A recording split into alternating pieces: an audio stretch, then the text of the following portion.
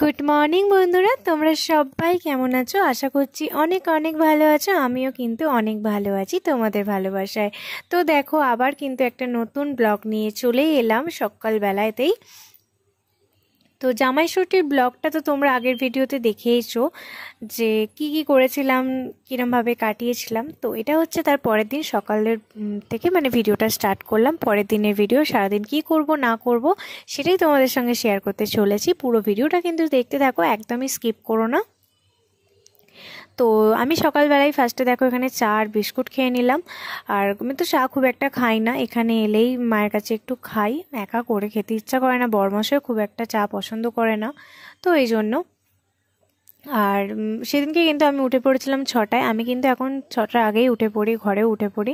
আগে তো আমার মানে বিয়ের আগে 10টা 11টার সময় সকাল হতো, কিন্তু এখন ভাবলেই মানে অবাক লাগে যে তখন 10টা 11টা ছাড়া ঘুম ভাঙতোই না, আর এখন 6টা না বাজতে বাজতে ঘুম ভেঙে যায়।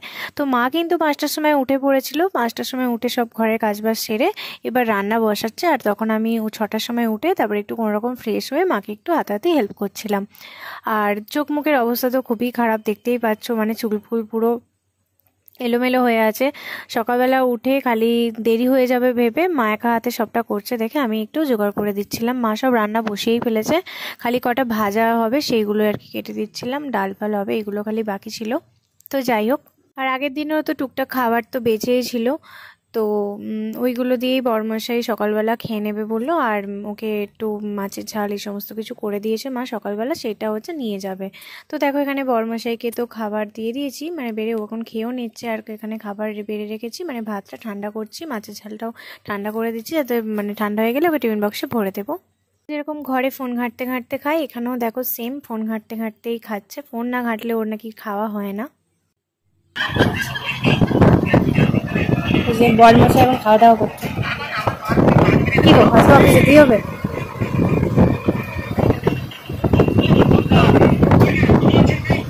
আমার একটা সুন্দর ম্যানেজার আছে, নাম হচ্ছে এডিজে আমার চোখ তো সে ঢুলু ঢুলু লাগছে গো, ঘুম পেয়েছে? হয়নি না ঘুমটা? করে এসে বাবার সামনে বলছিলাম ঘুম পাচ্ছে। তো এখানে দেখো আলু ভাজা, চিচিঙে ভাজা, ডাল, ভাত, মাছের ঝাল, আর এখানে আম আর লিচুগুলোও দিয়ে দেবো ওকে টিফিনে। তো যাই হোক, এখানে খাবার দাবার তো গুছিয়ে দিলাম। বড়মশাই বেরিয়ে যাচ্ছে রেডি সেডি হয়ে। ওর তো যাওয়ার একদম ইচ্ছে ছিল না, যে না আমি আজকে দিনটা থাকবো, মানে যেতে ইচ্ছা করছে না, কিন্তু কিছু করার নেই, ডিউটি তো যেতেই হবে, মন খারাপ নিয়েই বেরিয়ে পড়লো।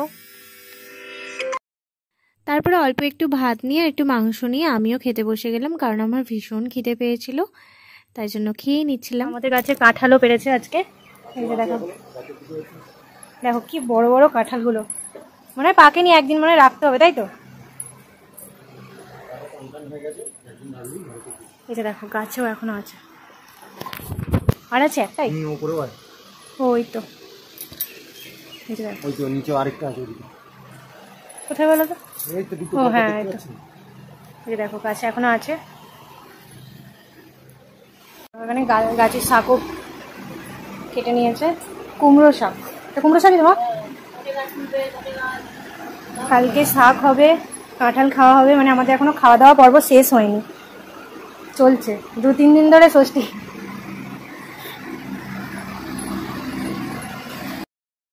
তো দেখতেই পেলে ওইদিকে বাপি কাঁঠাল পেরেছে, আর এদিকে শাকও কেটে রেখেছে। কালকে কিন্তু কুমড়ো শাক হবে। কুমড়ো শাক আমি ভীষণ খেতে ভালোবাসি, তাই জন্য আমি এলেই বাপি বলে যে না কুমড়ো শাক কেটে দিচ্ছি, তুমি রান্না করে দাও, মানে মাকে বলে আর কি। তো কুমড়ো শাক খেতে আমার কী যে ভালো লাগে। আর এখানে বসে বসে দেখো আমি এখন লিচু খাচ্ছিলাম, কারণ প্রচুর ফল বেঁচে গেছে, ওগুলো তো খেয়ে শেষ করতে হবে, তাই না? আর লিচুগুলো কিন্তু খুবই টেস্টি ছিল। এখানে আমি বসে বসে মানে লিচুই খাচ্ছিলাম, অনেকগুলো লিচু খেয়ে নিয়েছিলাম। আর মনে হচ্ছিল যেন যে না, আবার আগের রুটিনে ফিরে গেছি, এখানে তো কোনো কাজ নেই, খাও দাও আর ঘুমাও, ব্যাস, আর কোনো ভাবনা চিন্তা কিচ্ছু নেই। এই যে দেখো এখানে শাক ধোয়া হচ্ছে, এটা কি নোটে শাক? তো কালকে শাক হবে, আজ থেকে প্রস্তুতি হচ্ছে। কুমড়ো শাক, নোটে শাক ধোয়া হচ্ছে। বাইরে কতটা রোদ দেখো, দেখাই যাচ্ছে না। তো দেখো দুপুরবেলা কিন্তু খেতেও বসে গেছি, ওই 2টোর সময় করে খেতে বসে পড়েছিলাম সবাই মিলে একসাথে, আবার অনেকদিন পর খাচ্ছি, খুবই একটা মানে আনন্দ আনন্দ মনের মধ্যে কাজ করছিল। তো ভীষণ খিদে পেয়েছিল, ওখানে গিয়ে যেন মনে হচ্ছে যে বেশ বেশি বেশি খিদে পাচ্ছে, মানে মায়ের হাতের রান্না তো ওই জন্য নিজে রান্না করে নিজে খাই, অতটাও ভালো লাগে না, কিন্তু কিছু করার নেই, খেতে তো হবেই, তাই না? তো মেয়েদের তো জীবন এটাই, মানে চাইলেও নিজেদের ইচ্ছে মতো চলা যায় না, মানে সমাজ যে রুটিন ঠিক করে রেখেছে সেই রুটিনেই মেয়েদেরকে মানে থাকতে হবে আর কি, তো কিছু করার নেই। তো একসাথে সবাই মিলে খেয়ে দিয়ে দেখো আমি এখন শাক কাটতে বসে গেছি।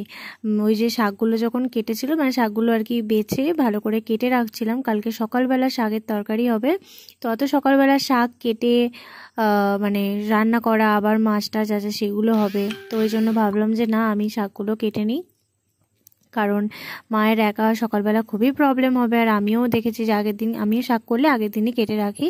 তো আর আমার একটা কথা কি জানো তো, মানে শাক না আমার এই যে কুমড়ো শাক আমার ছাড়াতে, মানে ডাঁটাগুলো আর কি ছাড়াতে কাটতে ভীষণ ভালো লাগে, কেন জানি না। অন্য শাক কিন্তু তেমন আমার বাছতে কাটতে ভালো লাগে না, বাছতেই ভালো লাগে না, কারণ শাকে যেহেতু পোকা থাকে আমার যেন কিরম কিরম হয়।